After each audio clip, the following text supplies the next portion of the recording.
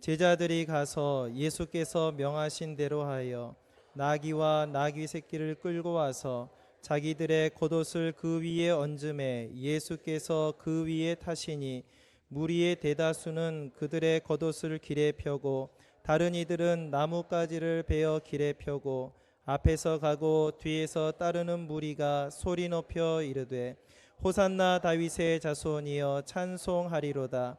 주의 이름으로 오시는 이여 가장 높은 곳에서 호산나 하더라. 아멘.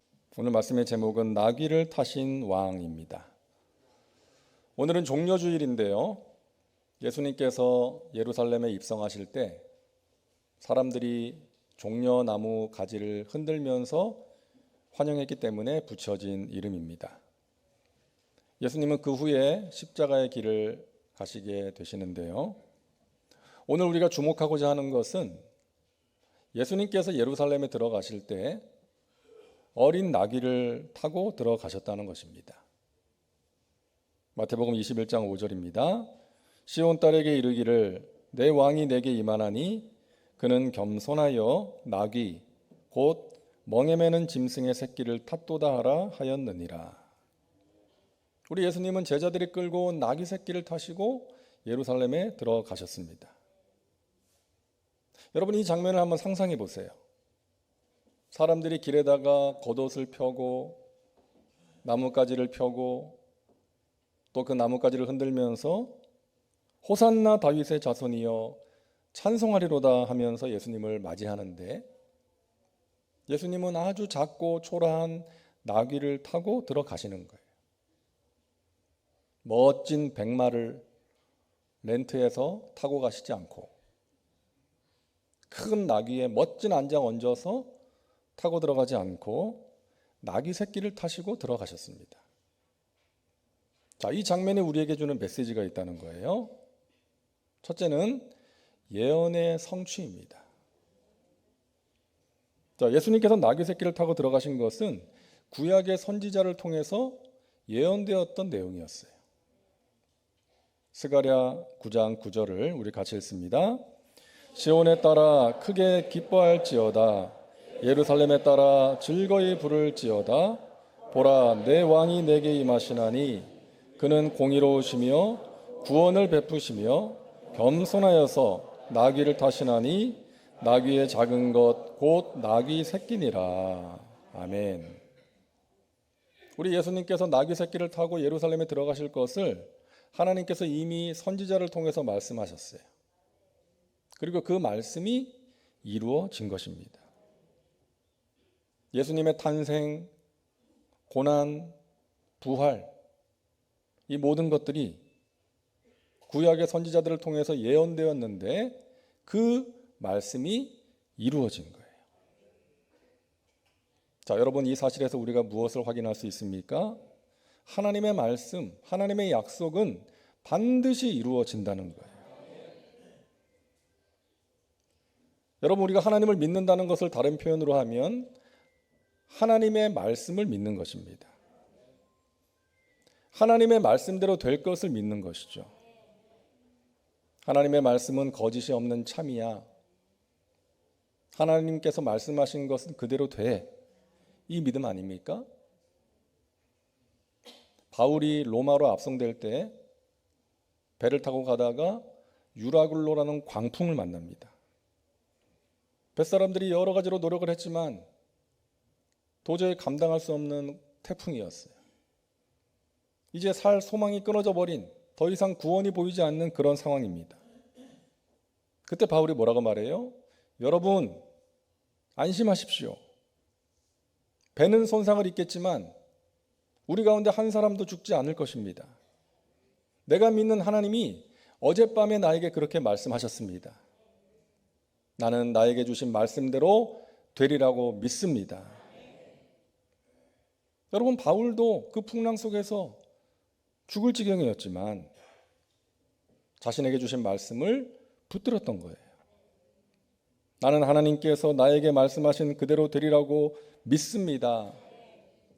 이것이 믿음인 것이죠. 여러분, 우리가 천국을 믿고 영생을 믿지 않습니까? 근데 여러분, 가보지도 않은 천국을 어떻게 믿으세요? 하나님께서 말씀하셨으니까. 우리가 잘 아는 요한복음 3장 16절 말씀 같이 읽습니다. 하나님이 세상을 이처럼 사랑하사 독생자를 주셨으니 이는 그를 믿는 자마다 멸망하지 않고 영생을 얻게 하려 하심이라. 아멘. 저는 이 말씀을 신앙생활하면서 가장 먼저 암송했습니다. 아마 여러분 가운데도 그런 분들 계실 거예요. 어릴 때 이제 교회 학교에서 이제 노래를 부르면서 하나님이 세상을 이처럼 사랑하사 독생자를 주셨으니 이러면서.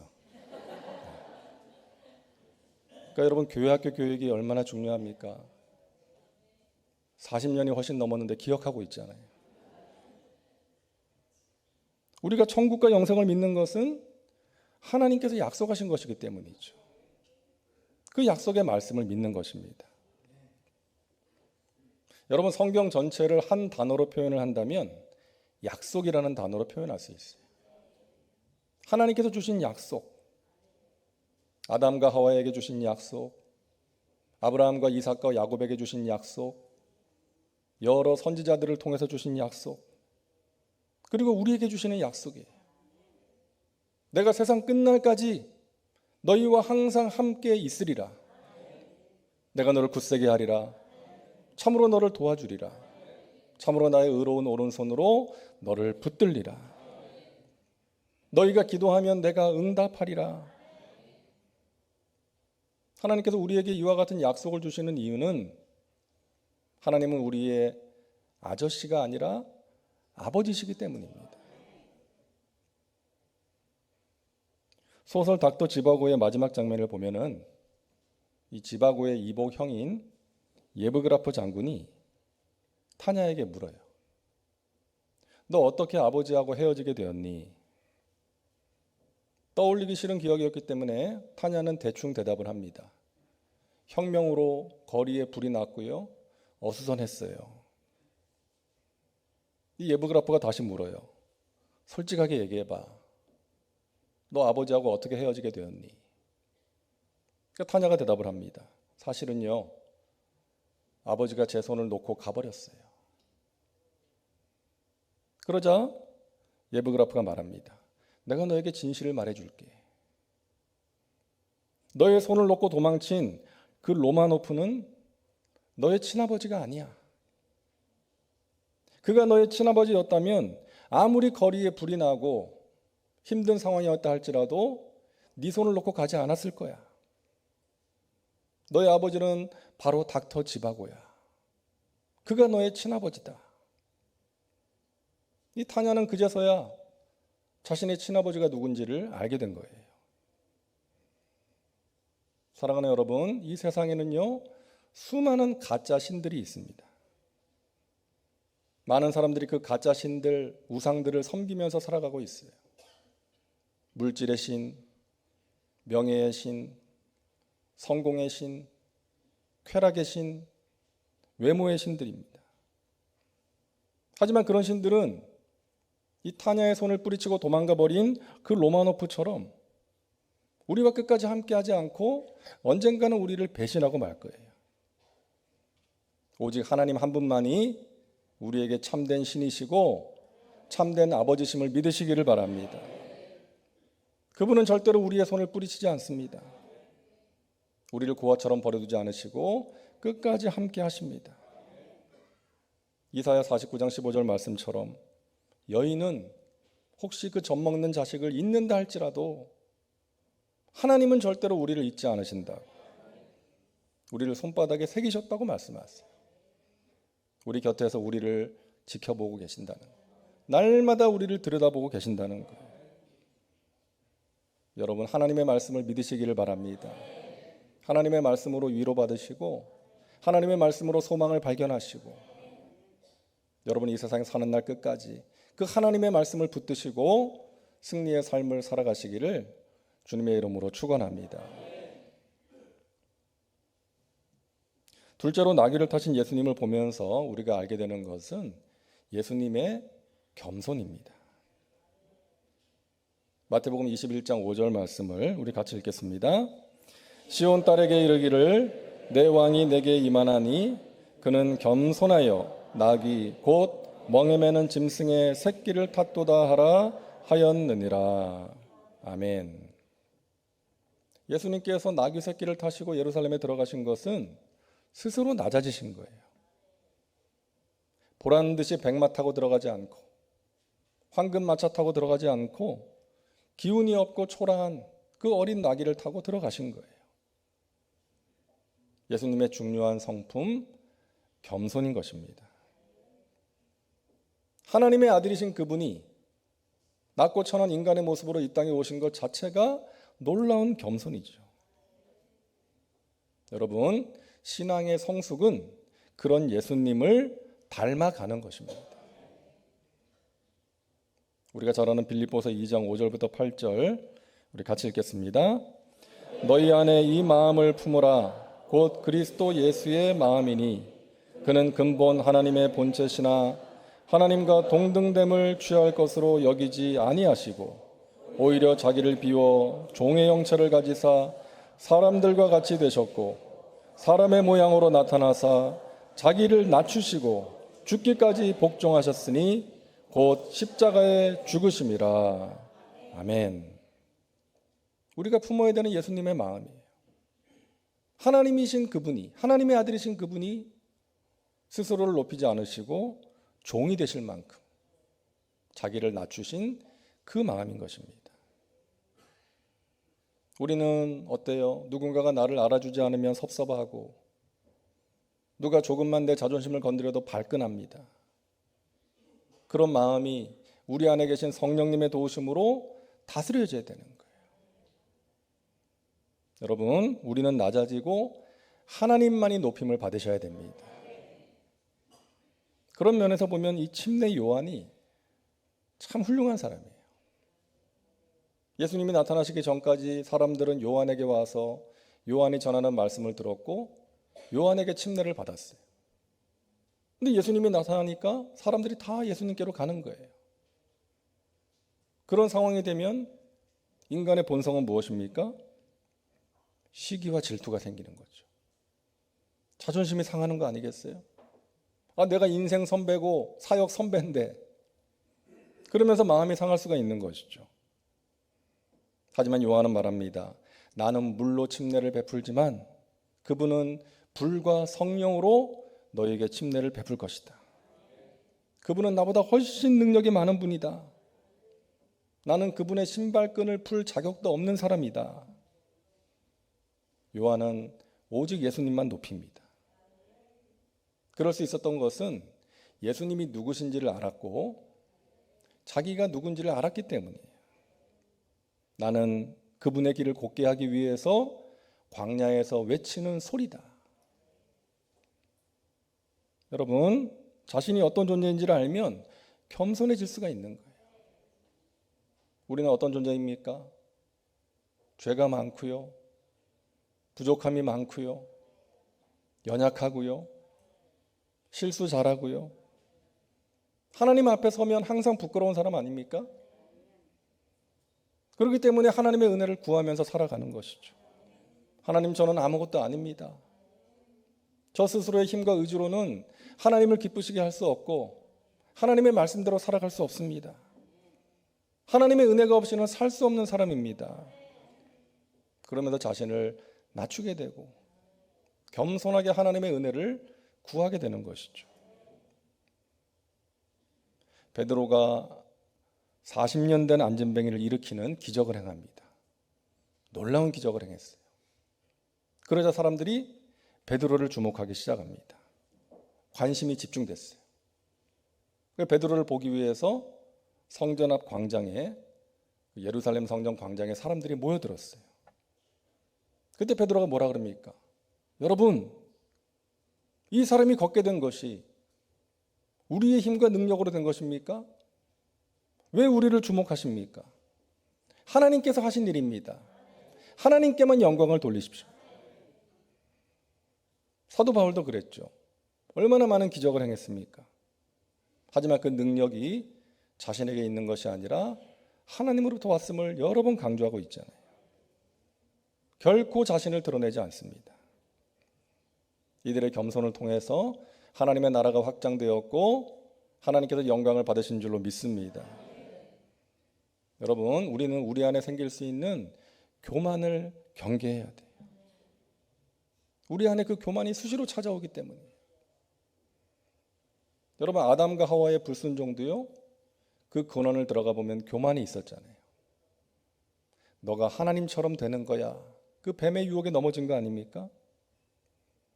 그때부터 인류는 이 교만 때문에 불행해지게 됐어요. 교만으로 인해서 다툼이 일어나고 분쟁이 생기고 전쟁이 일어나고 있습니다. 오늘날 우리 주위를 보세요. 우리 주위에서 생기는 여러 가지 문제들도 교만 때문에 생기는 것들이 많이 있지 않습니까? 그 근본에 교만이 있어요. 그런 경우가 많아요.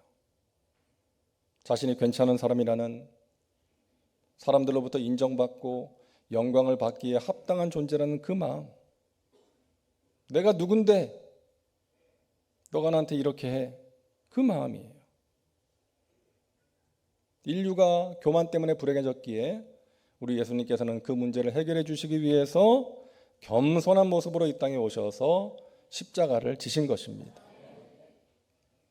그 예수님의 십자가 앞에 무릎을 꿇을 때, 예수님의 보혈로 정결하게 씻음 받을 때, 예수님으로 충만할 때 우리는 겸손하게 살아갈 수가 있는 것입니다. 여러분, 하나님께 겸손을 구하시기를 바랍니다. 하나님, 혹시나 제가 교만한 마음으로 행했다면 용서하여 주옵소서. 저희 입술의 모든 말과 마음의 생각이 주님께 연락되기를 원합니다. 제 안에 더러운 것이 틈타지 못하도록 성령님 저를 주장하여 주옵소서. 강주민 목사님이 쓴 성품 속에 담긴 축복의 법칙이라는 책이 있는데요. 우리는 늘 겸손한 성품에 관심을 가져야 합니다. 왜냐하면 조금만 무관심하면 교만이라는 잡초가 자라기 때문입니다. 모든 잡초가 그렇듯 잡초는 좋은 씨앗들을 쉽게 헤쳐버립니다. 겸손은 아주 피기 어려운 꽃이요, 아주 힘들게 맺는 열매와 같습니다.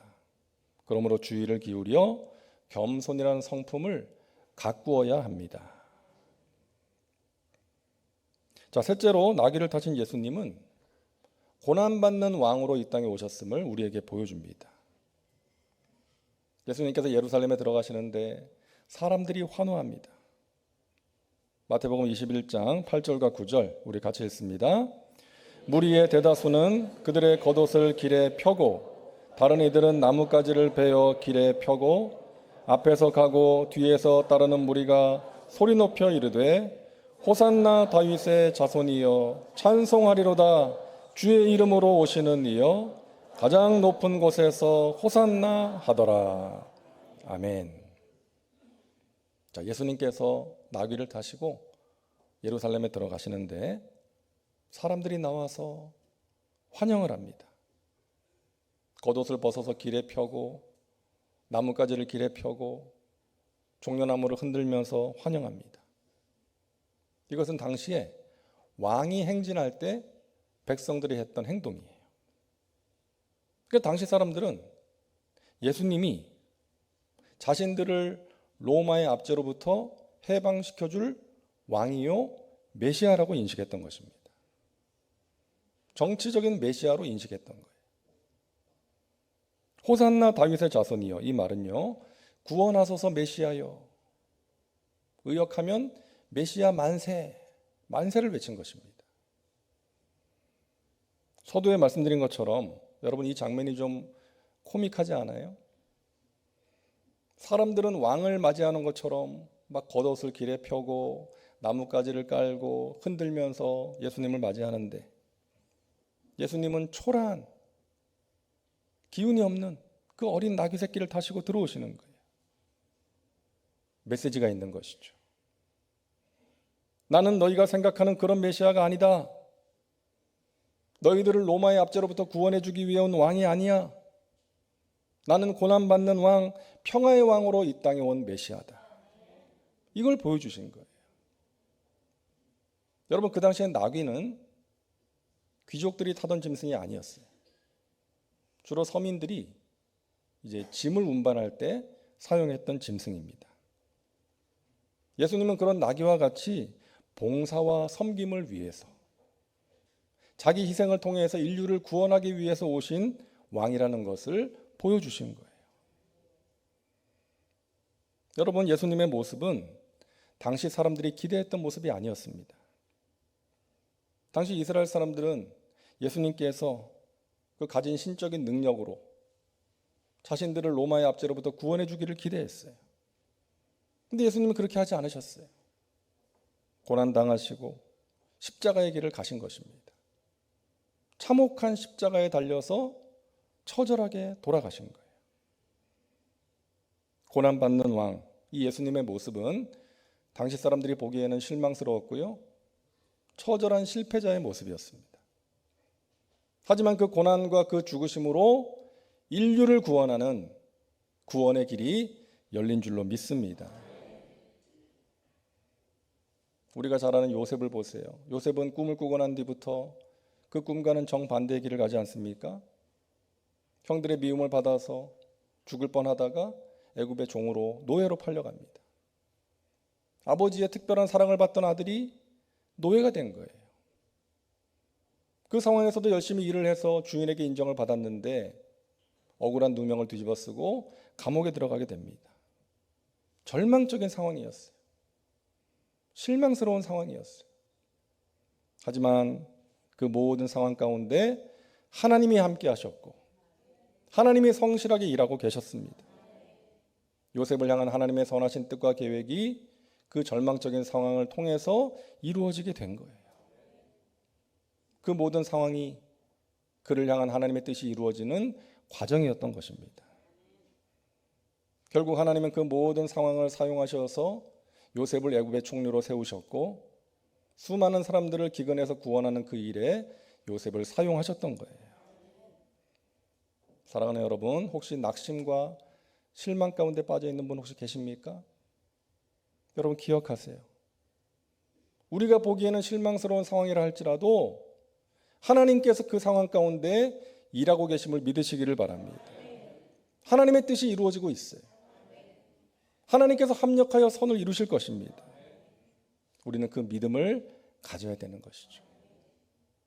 지금 나 자신의 모습이 또는 내 사랑하는 가족들의 모습이 실망스럽다 할지라도 또 내 주위의 상황들이 낙심이 되고 절망스럽다 할지라도 하나님 살아계셔서 이 모든 상황 가운데 구체적으로 역사하시고 이 내가 보기에 안 좋은 상황 가운데도 하나님께서 역사하심으로 하나님의 선하신 뜻을 이루어 주실 것이다. 우리는 그 믿음으로 하나님의 때를 기다리며 기도하는 것입니다.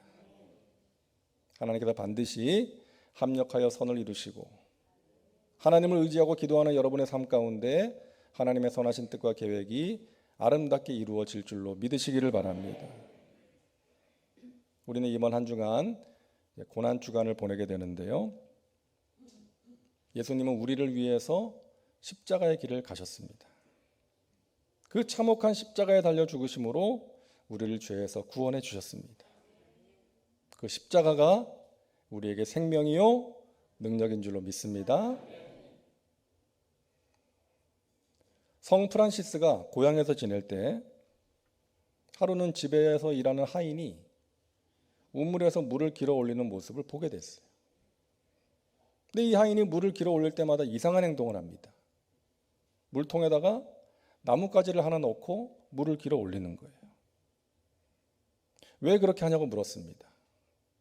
하인이 대답하는 거예요. 물을 퍼 올릴 때 물통 속에다 나무 토막을 하나 넣으면 물이 많이 요동치지 않아서 물이 바깥으로 흘러 넘치는 것을 막을 수가 있습니다. 그 하인의 이야기를 듣고 프란시스가 깨달은 바가 생겼어요. 깨달은 바가 있어서 친구에게 편지를 씁니다. 그 친구는 힘든 문제 때문에 두려워하고 힘들어하고 있었던 그런 친구였어요. 여보게 친구, 우리는 얼마나 자주 흔들리는 마음의 물통을 가지고 있는가. 두려움으로 흔들리는 마음, 절망으로 부서지는 마음, 고통으로 요동치는 마음. 이것은 마치 심하게 출렁이는 물통과 같은 것이지.